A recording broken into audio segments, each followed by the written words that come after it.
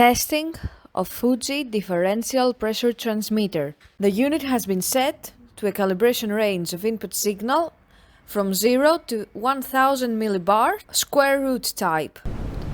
For testing, we add a 24-volt DC power supply, a multimeter in order to measure the milliamp output, and some pressurized air as input signal.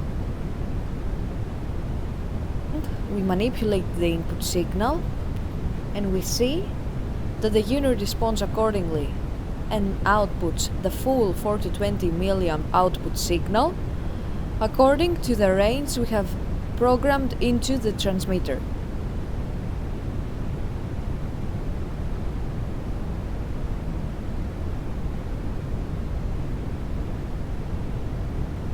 It is now clear that the differential pressure transmitter is working successfully and is ready to be delivered to the customer.